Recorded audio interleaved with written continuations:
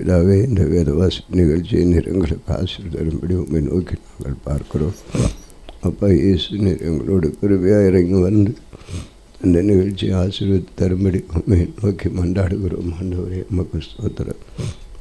தொடர்ந்து இந்த நிகழ்ச்சியிலே தேவன் கிருபையாக இறங்கி வரும்படி ஒப்புக் கொடுக்கிறோம். இயேசு கிறிஸ்துவின் நாமம் மைப்படுவதாக. ஆமென். அன்பு நேயர்களே, இன்றைக்கு நான் வாசிக்க வேண்டிய வேத பகுதி உபாகமத்தின் புத்தகம் 16ஆம் அதிகாரம். உபாகமம் 16ஆம் அதிகாரம். ஆண்டவர் இதை ஆசீர்வதித்து தருவாராக. ஆபீப் மாதத்தை கவனித்து இருந்து அதில் உன் தேவனாகிய கர்த்தர் பஸ்காவை ஆசரிக்க கடவாய். ஆபீப் மாதத்திலே காலத்தில் உன் தேவனாகிய கர்த்தர் உன்னை எகிப்திலிருந்து புறப்பட பண்ணினான். கர்த்தர் தமது நாமம் விளங்க படி தெரிந்து கொள்ளும் ஸ்தானத்தில் உன் தேவனாகிய கர்த்தருக்கு பஸ்காவின் பலியாக ஆடுகளை பலியிடுவாயாக. நீ எகிப்து தேசத்திலிருந்து புறப்பட்ட நாளை நீ உயிரோடு இருக்கும் நாளெல்லாம் நினைக்கும்படி பஸ்கா பலியுடனே புளிப்பில்லா அப்பம் புசியாமல் சிறுமியின் அப்பமாகி புளிப்பில்லாத அப்பங்களை 7 நாள் வரைக்கும் புசிக்க கடவாய். நீ தீவிரமாக எகிப்து தேசத்திலிருந்து புறப்பட்டபடியினால் இப்படி செய்ய வேண்டும். 7 நாளும் உன் எல்லைகளிலங்கு புளிப்புள்ள அப்பம் உன்னிடத்தில் காணப்படலாகாது. நீ முதல் நாள் சாயங்காலத்தில் இட்ட பலியின் மாம்சத்தில் ஏதாவது விடிய காலம் வரைக்கும் வைக்க வேண்டாம். தேவனாகிய கர்த்தனுக்கு கொடுப்பவனுடைய வாசலத்தில் எதிராக நீ பஸ்காவை அடிக்க வேண்டாம்.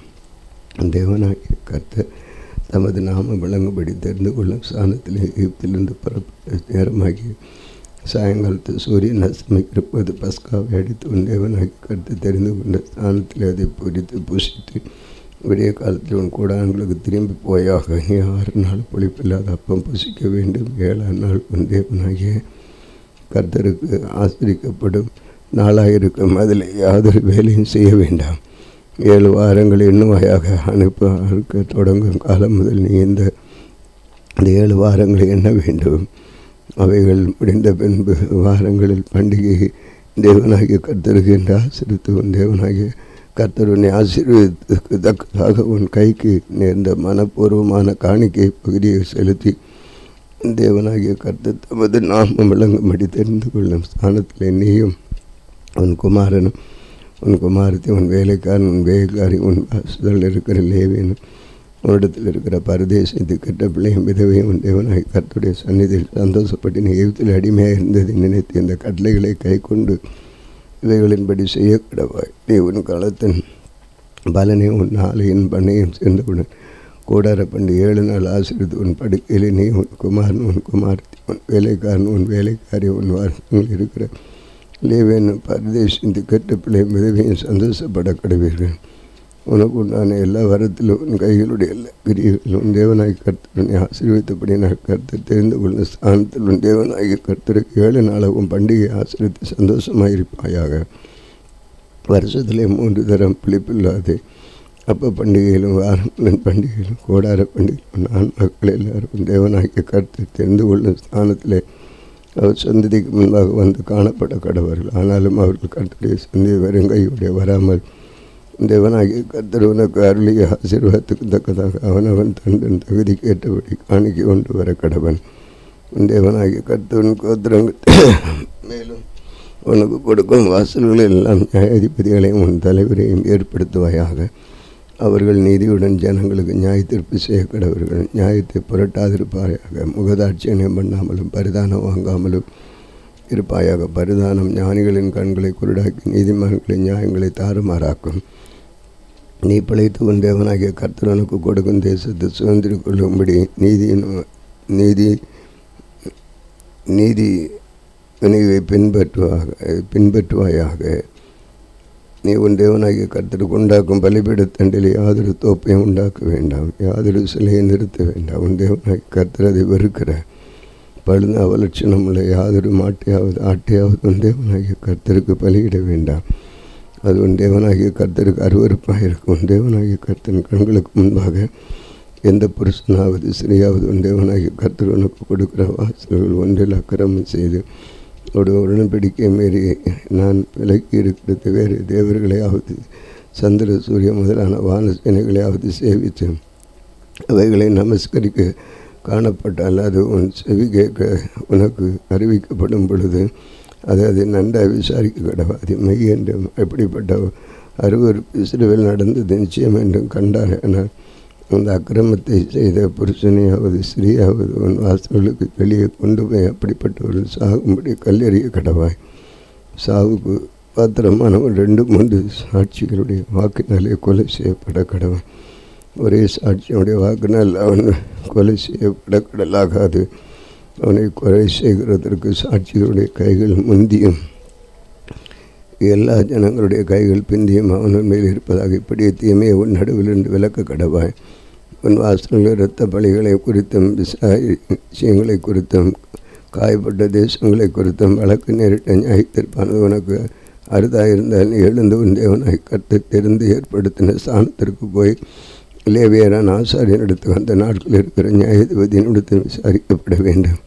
நியாயம் என்னதென்று அவர்கள் உனக்கு அறிவிப்பார்கள். கர்த்தர் தெரிந்து கொண்ட இடத்திலிருந்து அவர்கள் உனக்கு அறிமுகமாகும் தீர்ப்புக்கு நியமிக்க அவர்கள் உனக்கு அறிவித்திருக்கிற கவனமாக இருப்பாயாக. அவர்கள் உனக்கு அறிவிக்கும் தீர்ப்பை விட்டு வலதுபுறம் இடதுபுறம் சாயாமல் அவர்கள் உனக்கு உணர்த்தும் பிரமாணத்தின்படி உனக்கு சொல்ல நியாய தீர்ப்பின்படியும் செய்ய கடவாய். அங்கே உன் தேவனாகிய கர்த்தருக்கு ஆராதனை செய்யும்படி நிற்கிற ஆசாரியனுடைய சொல்லையாகலும் நியாயாதிபதியுடைய சொல்லையாகலும் கேளாமல் ஒருவன் இடும்பு செய்தால் அவன் சாக கடவன். இப்படி தீமையை சிறுவிலிருந்து விலக்க கடவாய். அப்பொழுது ஜனங்கள் எல்லாரும் அதை கேட்டு பயந்து இனி இடும்பு செய்யாதிருப்பார்கள். உன் தேவனாய் கர்த்தர் நோக்கு கொடுக்கும் தேசத்தில் நீ போய் சேர்ந்து அதை சுதந்திரித்து கொண்டு அதில் குடியேறின பின் என்னை சுற்றிலும் இருக்கிற சகல ஜாதிகளிலும் போல நானும் எனக்கு ஒரு ராஜாவை ஏற்படுத்த வேண்டும் என்பாயானால் உன் தேவனாகிய கர்த்தனுக்கு தெரிந்து கொள்பவர்களே உனக்கு ராஜாவாக வைக்க கடவாய். உன் சகோதரருக்குள் இருக்கிற ஒருவனை உன்மேல் ராஜாவாக ஏற்படுத்த கடவாய். சகோதரன் அல்லாத அந்நியனை ராஜாவாக ஏற்படுத்தக்கூடாது. அவன் அநேக குதிரைகளை சம்பாதிக்காமலும் அநேக குதிரைகளை தனக்கு சம்பாதிக்கும்படி தனங்களை திரும்ப ஏற்படுத்துக்கு போக பண்ணாமலும் இருக்க கடவன். இனி அந்த வழியாய் நீங்கள் திரும்பி போக வேண்டாம் என்று கர்த்தர் உங்களுக்கு சொல்லியிருக்கிறாரே. அவர்கள் இருதயம் பின்வாங்கி போகாதபடி அவன் அநேக ஸ்திரீகளை பார்க்க வேண்டாம். வெள்ளியும் பொண்ணும் தனக்கு மிகுதியை பெருக பண்ணவும் வேண்டாம். அவன் தன் சிங்காசனம் மேல் வீட்டிருக்கும்போது அவனுடைய இருதயம் அவன் சகோதரன் மேல் மேட்டுமை கொள்ளாமலும் கற்பனை வலதுபுற இடதுமறு சாயாமலும் இந்த நியாயப்படமான எல்லா வார்த்தைகளையும் இந்த கட்டளைகளையும் கை கொண்டவைகளின்படி செய்யத்தக்கது அந்த கர்த்தருக்கு பயந்திருக்கும்படி கற்றுக்கொள்ளும் பொருட்டு அங்கே லேவியனாகிய ஆசாரியர் இடத்திற்கு நியாயப்புறமான நூலை பார்த்து தனக்காக ஒரு பிரதி எழுதி தன்னிடத்தில் வைத்து கொண்டு தன் ஜீவனுள்ள நாளெல்லாம் அதை வாசிக்க கடவன். இப்படி செய்வதனால் தானும் தன் குமாரும் இஸ்ரவேல் நடுவில் தங்கள் ராஜ்யத்தில் பிடித்து நீடித்து வாழ்வார்கள். லேவியராகிய 18 அதிகாரம்.